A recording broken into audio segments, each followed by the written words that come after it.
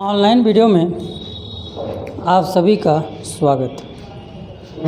Last video में हम लोगों ने प्रक्षेप गति क्या होती है और प्रक्षेप गति का पथ कैसा होता है इस पे हम लोग डिस्कस किए थे। मान लीजिए कोई वस्तु है जो कि प्रक्षेप गति को प्राप्त कर रही है, ठीक।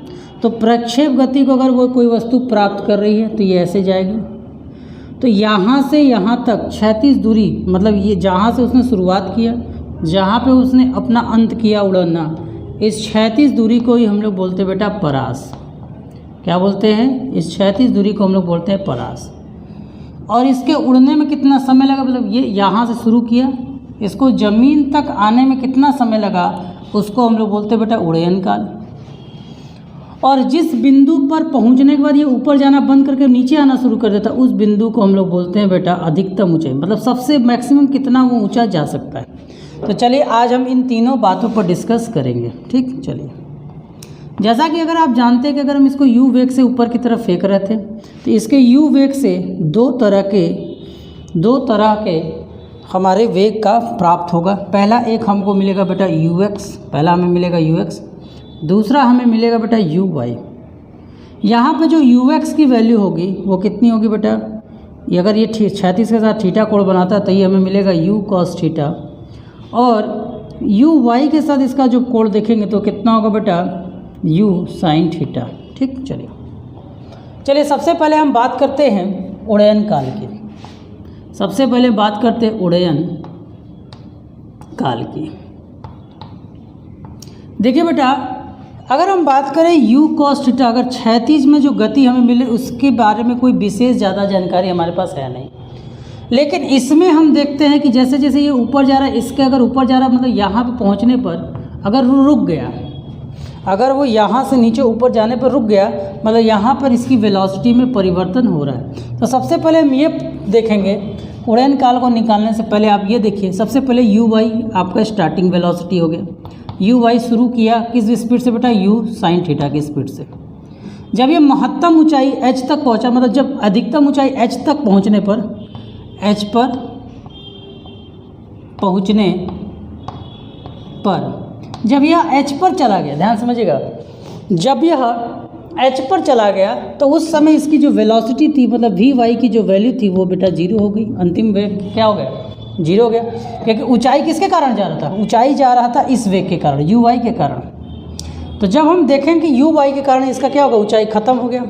इसके बाद इस पर लगने वाला g आप सबको पता है। तो आपको पता है कि अगर हम इसके लिए t का वैल्यू निकालना है तो आप सभी को पता है v बराबर u प्लस ए टी, आप लोगों ने गति का पहला समीकरण पढ़ा होगा। तो u बराबर ए टी की जगह हम gt यूज़ करें तो क्या होगा, लेकिन यह गति के विरुद्ध जा रहा है, ऊपर की ओर जा रहा है, यह गति के विरुद्ध जा रहा है, यह गति के विरुद्ध जा रहा है। तो यहाँ पर क्या होगा, g का जो मान होगा वो बेटा हो जाएगा माइनस। क्या हो जाएगा, माइनस।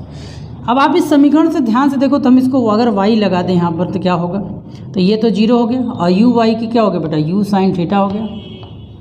क्या हो गया बेटा, u sin थीटा हो गया, और यहाँ पे बेटा माइनस gt हो गया। इसको इधर ले आओ तो gt बराबर आपको मिल जाएगा u sin थीटा। क्या मिल जाएगा, u sin थीटा, जिससे आपको t की वैल्यू मिल जाएगी बेटा u sin थीटा अपॉन में, ठीक है। ये आपका t, ये जो आप t निकाले हो सिर्फ आप ऊपर जाने का निकाले हो, ये जो आप t निकाले हो सिर्फ आप ऊपर जाने का निकाले हो। कहाँ का निकाले हो बेटा, सिर्फ ऊपर कैसे पहुँचा जाए।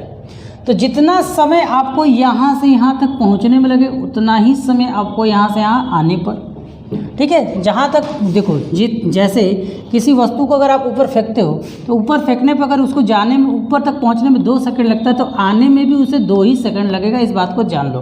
क्यों? क्योंकि उस पर वेग का परिवर्तन एक समान हो रहा है, क्योंकि उसका वेग का परिवर्तन आने में जाने में एक समान हो रहा है। बस जाने में वेग का परिवर्तन निगेटिव हो रहा है, मतलब कि उसको घटाने का काम कर रहा है, और आने पर वेग परिवर्तन पॉजिटिव हो रहा है, मतलब उसको बढ़ाने का काम कर रहा है। तो ठीक है, तो जाने में लगा h ऊंचाई, जो हमने ऊंचाई बना, मतलब कितना हमारा h ऊंचाई पर जाने में लगा समय, जाने में लगा समय h ऊंचाई पर जाने में लगा समय t बराबर आने में, h ऊंचाई वापस आने में लगा समय क्या होगा बेटा, बराबर होगा।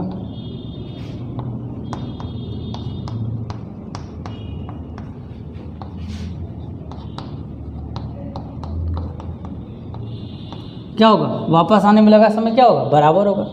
तो जाने में भी उतना ही लगेगा, आने में मतलब कि टोटल जो टाइम हमारा मिलेगा वो t + t मिलेगा। सिंपली हम लिखे तो कैपिटल T गुणन काल जो होगा हमारा 2t के बराबर हो जाएगा। तो हम लिख सकते हैं 2t, t का मान हम पहले से निकाल कर रखे हुए हैं, तो ये हो जाएगा बेटा 2u sin थीटा अपॉन में g। इस समीकरण को यदि हम ध्यान से देखें, इस समीकरण को अगर ध्यान से देखें तो आपको पता है साइन थीटा का जो अधिकतम मान होता है वो 0 डिग्री पर होता है। तो t का मान सबसे कम कब होगा, जब t मिनिमम, t का मान सबसे कम कब होगा, जब साइन थीटा साइन 0 बन जाए। और t का मान मैक्सिमम कब होगा, जब साइन थीटा आपका बेटा 90 डिग्री बन जाए, क्योंकि 90 डिग्री का मान 1 होता है, इसका मान 0 हो जाता है। जब आपका साइन थीटा का मान 1 हो जाएगा, तो 1 होने का मतलब क्या, साइन थीटा का मान होने का मतलब क्या, आपने ऐसे फेंका, मतलब आपका प्रक्षेपण क्षैतिज का 90 डिग्री बनाकर जा रहा है। तो 90 डिग्री जब बना रहा है तो फिर परवलयाकार तो होने वाला है नहीं, तब तो प्रक्षेप गति रहा ही नहीं, तब तो सीधा आने जाने वाला बन गया। ठीक है, समझ में आया। चलिए इसको आप फटाफट नोट मारिए, फिर आते अगले टॉपिक पर। इन सभी समीकरणों की हमें ज़रूरत पड़ेगी, इसलिए आप इसे नोट करके रखे रहेंगे। चलिए हो गया बच्चा। उड़यन काल के बाद अब हम आते हैं, उड़यन काल के बाद अब हम लोग आते हैं किस पर, अधिकतम ऊंचाई पर। उड़यन काल के लिए फॉर्मूला जो हमने निकाला है t = 2u sin theta by g हमने लिख दिया। इसका ज़रूरत भी पड़ भी सकता है, नहीं भी पड़ सकता, दोनों तरीके से हो सकता है। अब हम अधिकतम ऊंचाई की बात करें तो अधिकतम ऊंचाई h पर पहुंचने पर आपको क्या क्या मिल रहा है। अधिकतम ऊंचाई जब आप h पर गए तो सबसे पहला तो आपका जो अंतिम वेलोसिटी vy है वो 0 है, जो शुरुआती वेलोसिटी uy है उसकी वैल्यू कितनी है, वो कितनी है बेटा, u sin थीटा है। ठीक, u sin थीटा है। अधिकतम ऊंचाई को तो हम h मान ही रहे हैं, मतलब हमारे लिए जो h का मान है खुद h है। ठीक है, तो और अपने पास g है, और अपने पास क्या बता, गुरुत्वीय त्वरण g है। ठीक है, गति का तीसरा समीकरण आप सभी ने पढ़ा होगा, क्या पढ़ा है बेटा, v² = u² + 2gh। लेकिन प्लस की जगह यहाँ पे हम क्या यूज़ करेंगे बेटा, माइनस। क्यों माइनस यूज़ करेंगे, क्योंकि यह गति के ऊपर जा रहा है, ऊपर जाने मतलब गति के विरुद्ध, मतलब जो गति है इसका कम हो रहा है। तो इसका तो मान बेटा जब ऊपर वो क्षैतिज जो उसका ऊर्ध्वाधर गति है, हमने ये नहीं कहा कि सारा 0 हो रहा है, हमने सिर्फ बोला कि इसमें uy 0 हो रहा है, मतलब क्षैतिज की तरफ वो जा रहा है। तो uy 0 हो जाएगा, तो मतलब ये वैल्यू अगर हम इसको बदल दें, vy uy में बदल दें, और यहाँ हो जाएगा -2gh, तो ये तो 0 हो जाएगा। तो 0 = uy, और ये आपका बेटा -2gh। इसको अगर हम इधर ले आए तो 2gh की वैल्यू कितनी हो जाएगी बेटा, uy के बराबर हो जाएगी। और यहाँ से जो कैपिटल H हमें मिलेगा, चलो हम इसको कैपिटल H इसलिए बोल रहे हैं कि हम इसको महत्तम ऊंचाई माने हुए हैं h। अगर ये कैपिटल ऊंचाई h होता तो हमें क्या मिल रहा है बेटा, uy/2g मिल रहा है। क्या मिल रहा है, 2g। और यहाँ से h का मान आप लिख लीजिए, uy की वैल्यू कितनी है बेटा, u sin थीटा अपॉन में 2g। मतलब किसी भी प्रक्षेप गति के कारण जो महत्तम ऊंचाई होगी वो कितनी होगी,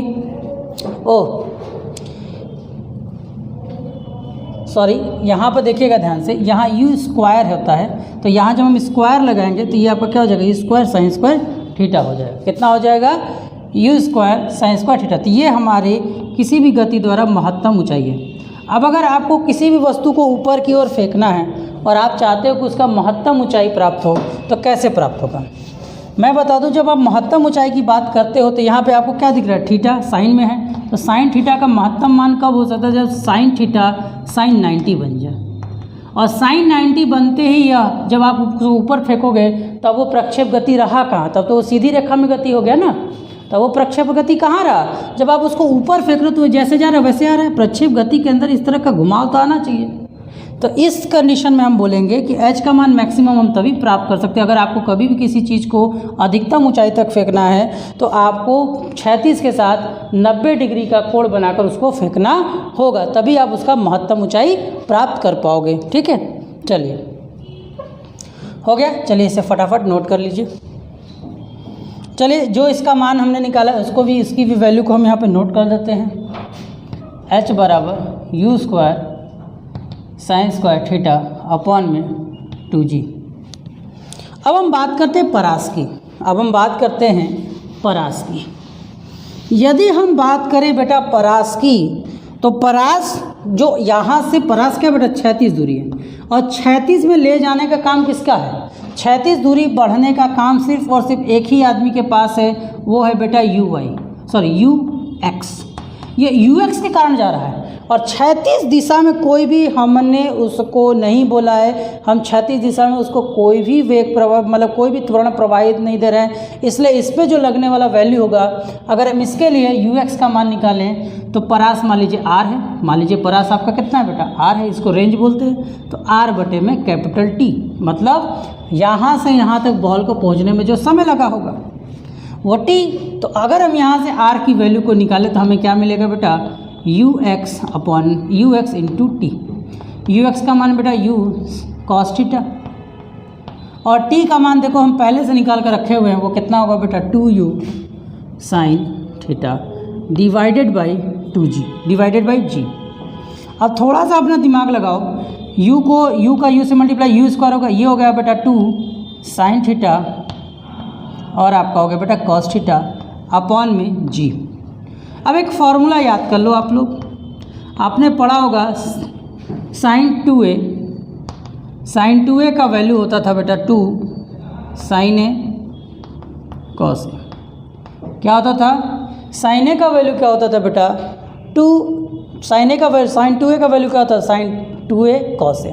तो इसका मतलब ये पूरा का पूरा वैल्यू क्या हो जाएगा बेटा? साइन 2a हो जाएगा, और अब आपको r की वैल्यू मिल जाएगी you square sine 2 theta upon में स्क्वायर नहीं 2 थीटा अपॉन में जी। अब यहाँ पर अगर आपको रेंज, अगर आपसे पूछा जाए कि कब हमको महत्तम परास कितना मिलेगा, रेंज कितना मिलेगा, तब आपको महत्तम के लिए क्या करना होगा? तब आपको साइन 2 थीटा को बनाना पड़ेगा बेटा साइन 90। क्या बनाना पड़ेगा? साइन 90। तो कंपेयर करें तो 2 थीटा का मान हमें मिल जाएगा 90 के बराबर, और यहाँ से हमें थीटा का मान कितना मिल जाएगा बेटा? 45। कितना मिल जाएगा? 45।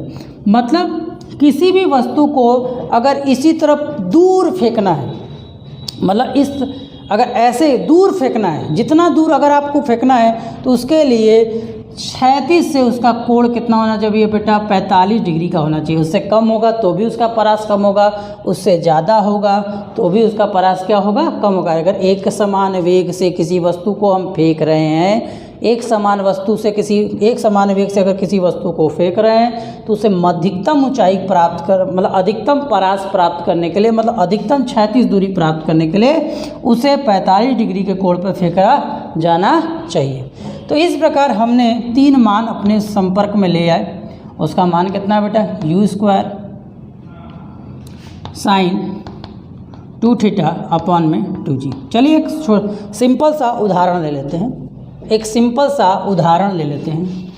यदि कोई मान लीजिए प्रक्षेप गति हम ले रहे हैं, जिसकी स्पीड हमने जिसको हम u थीटा बराबर मान लीजिए 45 डिग्री से ही ले लेते हैं, 30 डिग्री ले लीजिए। 30 डिग्री से फेंका जा रहा है। कितने डिग्री से? 30 डिग्री के कोण पर फेंक रहे हैं। 36 से 30 डिग्री के कोण पर फेंक रहे हैं, और हमारा जो स्पीड है वो है मान लीजिए 20 मीटर प्रति सेकंड का। अगर किसी वस्तु को u बराबर 20 मीटर प्रति सेकंड के वेग से थीटा बराबर 30 डिग्री कोण से निकाला जाता है, तो उसका महत्तम ऊंचाई, उसका गुणनकाल और परास आप निकालिए। ठीक, g का मान लीजिए हमने यहाँ पे 10 मीटर प्रति सेकंड आपको प्रति सेकंड स्क्वायर आपको दे दिया। तो t निकालने का फॉर्मूला क्या बेटा? 2u मतलब 2 × 20 साइन 30 अपॉन में कितना हो जाएगा बेटा? g का मान हमने आपको 10 बोला, यहाँ काटोगे 2 आ जाएगा। t का मान कितना हो जाएगा?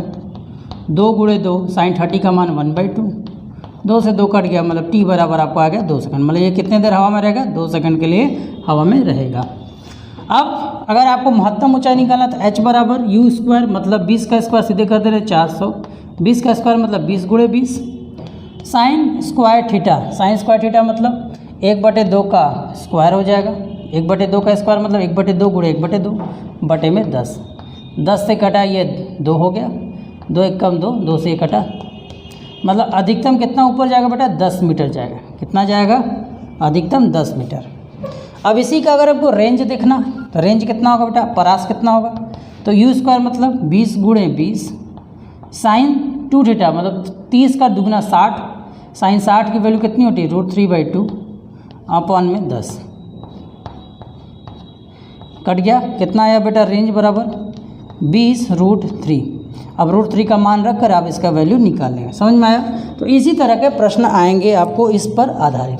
चलिए अगले वीडियो में हम लोग इस पर आधारित प्रश्नों को देखेंगे और प्रक्षेप गति के कुछ और भी विशेष परिस्थितियों पर डिस्कशन करेंगे। तब तक के लिए धन्यवाद। अगले वीडियो का इंतजार करें। धन्यवाद।